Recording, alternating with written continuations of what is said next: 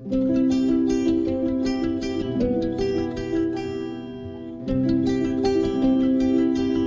right, so welcome to another deep dive, and today we are looking into something that's pretty wild. Definitely wild. Yeah, you sent us this text called Fractured the Grand Council Edition, and And right from the first page, it just throws these really intriguing ideas at you.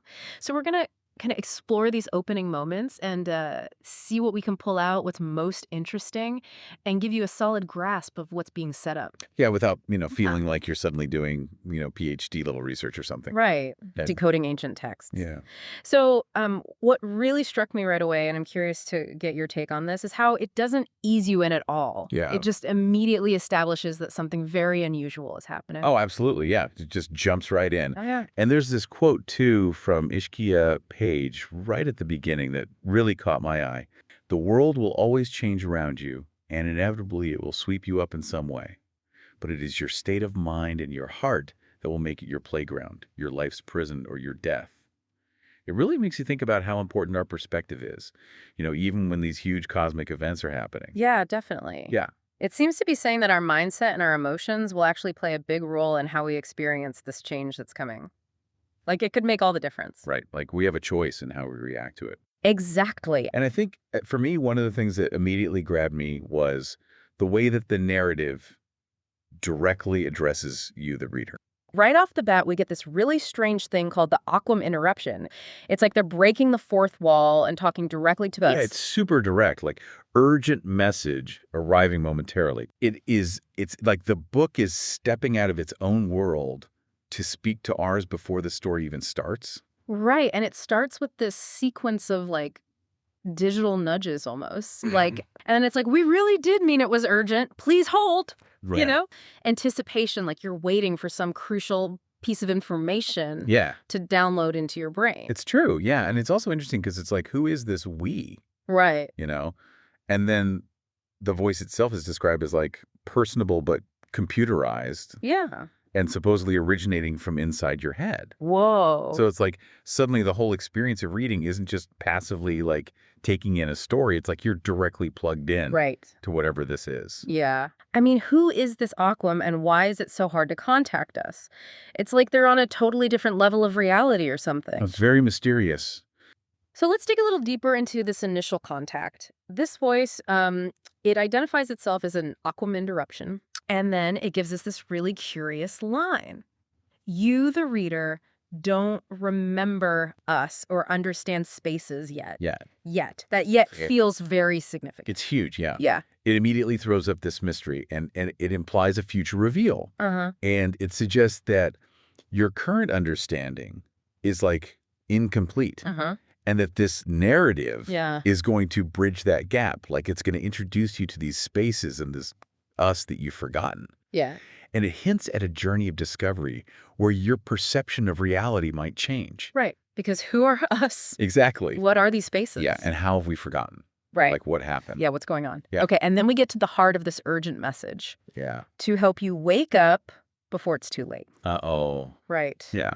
Wake up to what? That's the big question, right? Yeah, that's the big question hanging in the air. So, following that, Aqua mentions the Order of History's retelling and their early acquisition of data tomes, which they believe we call books. That contrast in terminology. It really stands out, doesn't it? It's like data tomes suggests a different way of categorizing information.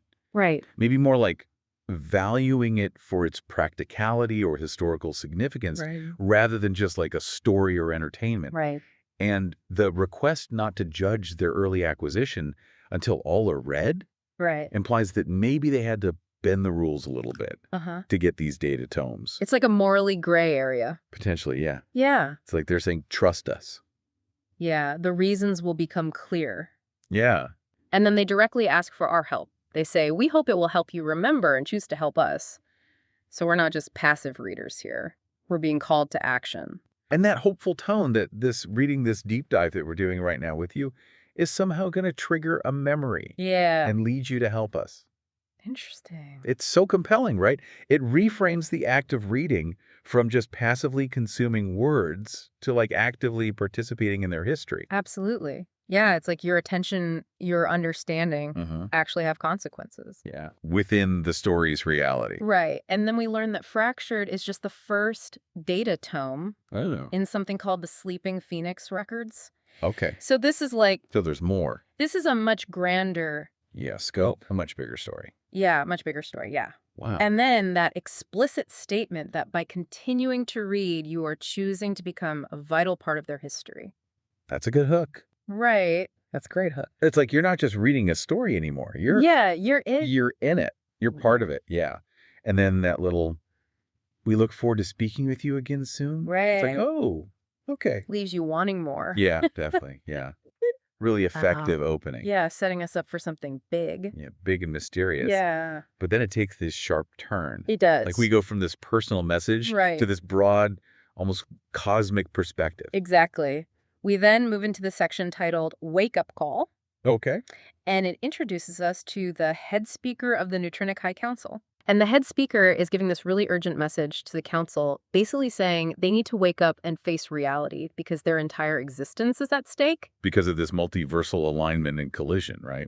Exactly. So basically imagine multiple universes smashing into each other. It's not just our universe that's in trouble here. It's like a multiversal crisis. Okay. Yeah, that's a lot to process. So we've gone from a personal phone call Right. to like a global conference. Yeah, or maybe even multiversal. Or multiversal. Yeah, exactly. And this speaker is urgently telling the council that they must witness and hence take part in our rise or our demise. Talk about pressure. Right. The stakes are high. Right from the get-go. Yeah, right out of the gate. Yeah, And it seems like not everyone on the council is taking it seriously at first. totally. The ninth member is like, let's just adjust the stars as if that's a simple fix for a multiversal collision. And the third member doesn't see any immediate threat, so clearly they're not grasping the full picture. Yeah, it's like they're in denial. Yeah. But the head speaker doesn't back down. And then we get this description of their council chamber with this clear floor. And it's serving as their eyes into the multiverse. Whoa. So immediately you're getting this picture of a scale huge. way beyond our everyday experience. They're not concerned with just one planet or even one galaxy. Yeah. Their purview extends across countless realities. Yeah, this is big. Right. This is big stuff. Yeah. This is huge. And then the mention of an unprecedented alignment and collision of the multiverse. That's not good. Right. That's not good. They use this holographic console to show them a critical event, this event that could either save them or destroy them.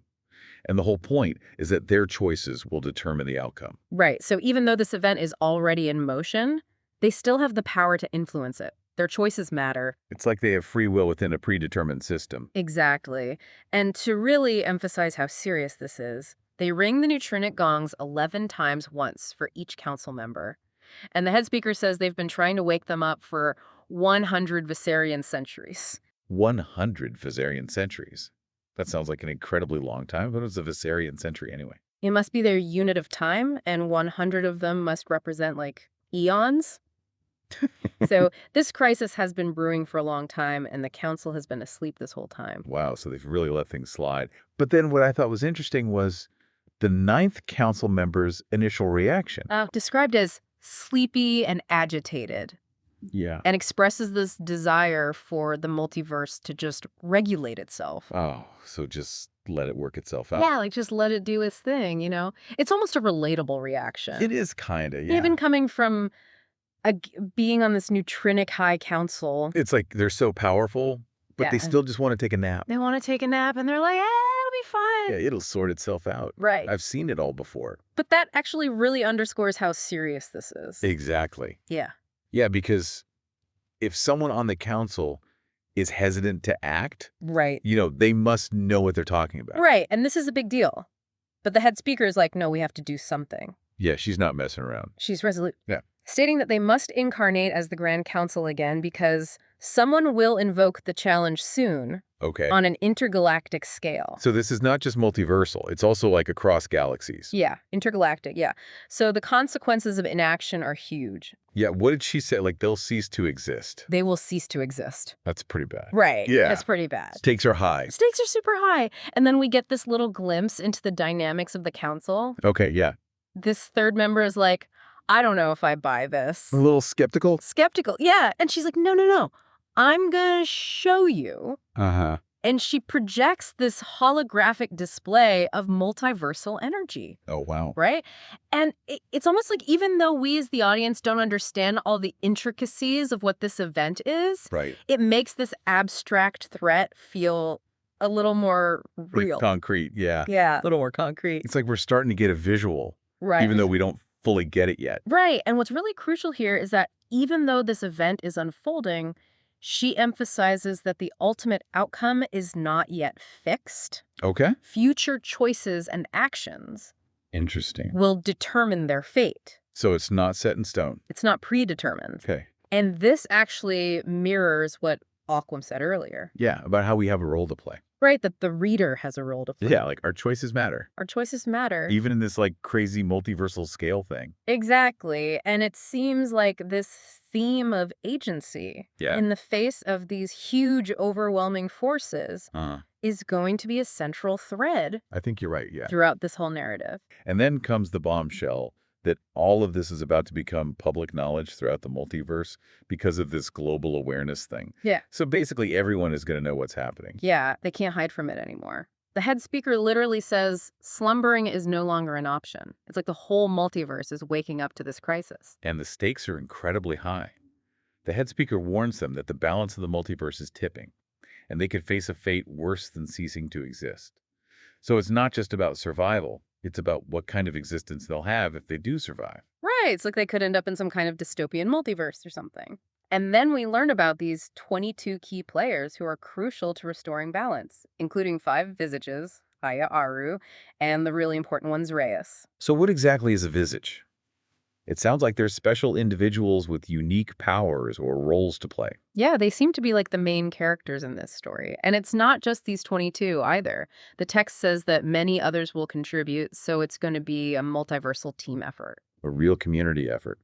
And we see how some council members are reacting to all this. Some are still focused on their own agendas, while others realize that this is going to be a long and difficult journey. Yeah, and there's this interesting observation that the visages are in for a rude awakening, so they're probably unaware of the crisis too, just like the council was. It seems like everyone is asleep at the wheel. And then there's that cryptic line about the Tantra and the young blue one named Aru being both a potential solution and a source of conflict.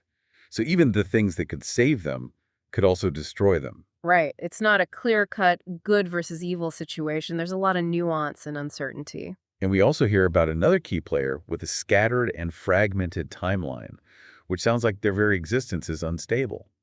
And if they don't change, things could get really bad. Yeah, that's a really interesting detail. Like, what does it mean for someone's timeline to be fragmented? It's almost like their reality is falling apart. And then the head speaker actually shows the council this critical event using the holographic display. It must have been a really intense experience for them to witness this potential catastrophe unfolding before their very eyes. Yeah, it's like watching a disaster movie, but knowing that you're actually in it. And then one council member realizes that they've already incarnated in this time period, but they're not seeing everything that's happening yet because their choices haven't been made yet. So they're living in the present, but their future actions are still undetermined. Exactly. And it's not just them. The silent member of the council realizes that there's this epic conflict of unmeasurable proportion happening with tons of people playing crucial roles. It's like a multiversal war with invisible battle lines. And the second eldest council member calls it a catastrophe in the making, with the potential for massive casualties, even if they manage to restore balance. So even if they win, there will be losses. It's a sobering thought. And then we have the ninth council member who's totally against the idea of balance. They would rather not exist at all than live in a world of boring equilibrium. Right, they're like, if I can't have chaos, I don't want anything. And then they disappear, leaving this icy chill. It's like they literally rejected existence. Wow, that's intense. And then there's this mention of an Order of History agent Okay. lurking in the shadows. Which clearly connects back to Aquam, right? Yeah, definitely. It seems like this order of history is everywhere. Right. And maybe they're even influencing things. Yeah, they're monitoring, they're recording, Yeah, and maybe even influencing. behind the scenes. Yeah, behind the scenes. And then the fact that these events are going to become public knowledge across the multiverse. So everyone's going to know Everyone's going to know. once this thing happens. Once this happens, yeah. Interesting. And it just emphasizes how interconnected everything is. Right. There's no secrets. There's no secrets on this scale. On this scale. Yeah, and her message is so clear. Hmm. You know, apathy is no longer an option. Yeah, you got to pick a side. Inaction is itself a choice with potentially huge consequences. Yeah. Don't just sit this one out. Don't sit this one out. And we see all these different reactions from the council members. Oh, yeah. Like, how did they respond to all this? Some are relieved. Oh, Some are indignant. Some are angry. so a mixed bag Yeah, a mixed bag of emotion. of emotions, right? Yeah. And it gives them a little more personality Yeah. than just these figures of power, you know? Yeah. It humanizes them a little bit. A little bit, right. Even though they're not human. Even though they're not human. Yeah. And then the head speaker drops another bombshell. They say that it has begun as foretold, yet more dire now than ever.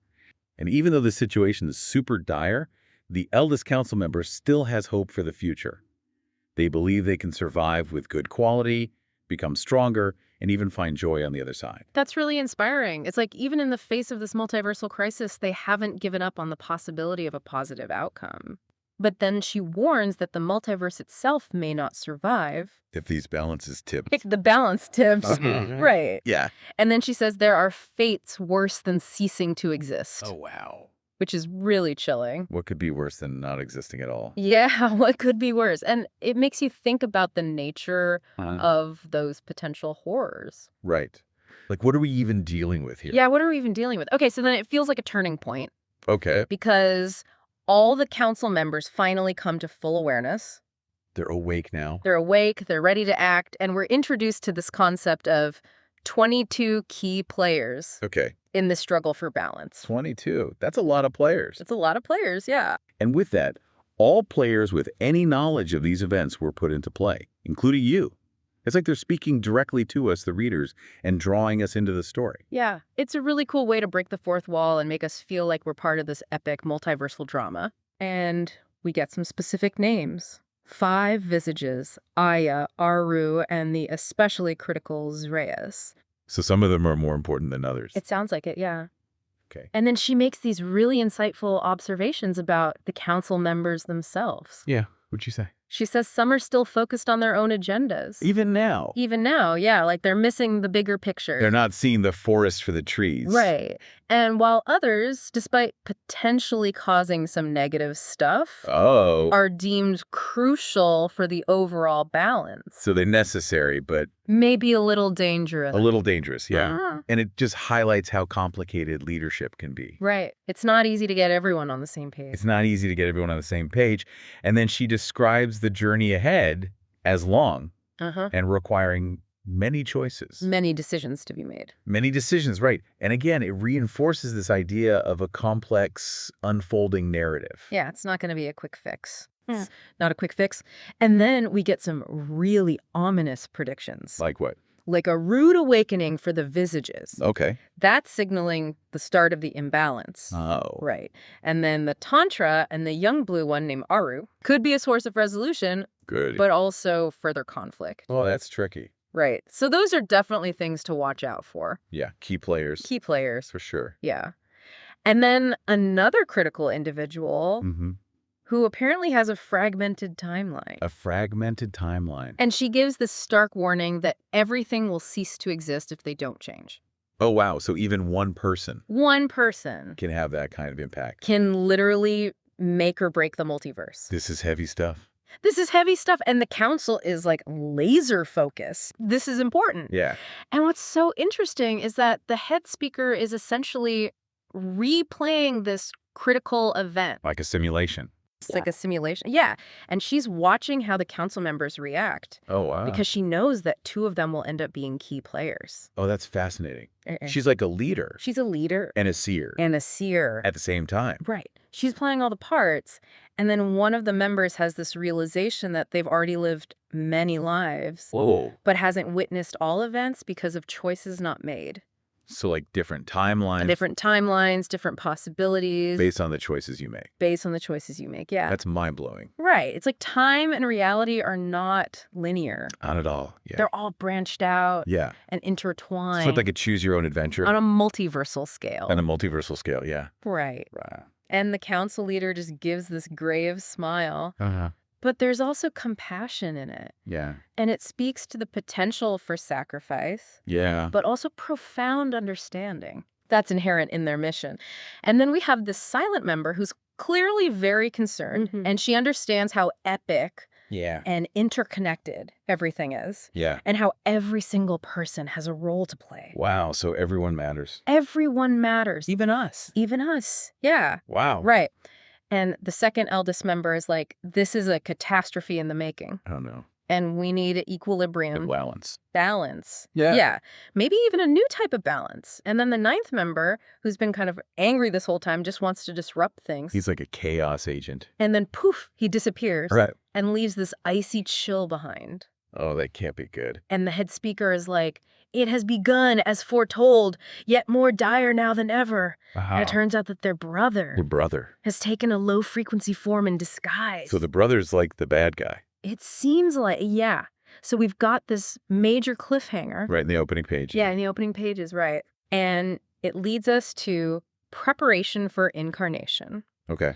The head speaker is creating a dimension, She's creating a dimension. yeah, for the Grand Council to inhabit Wow. as they prepare for this invocation. So they're about to like step into this new dimension. Yeah, they're about to enter the game. Right. And even though everything is very serious, there's also this sense of purpose Yeah. and even some optimism from the council members. They have a job to do. They have a job to do. Right.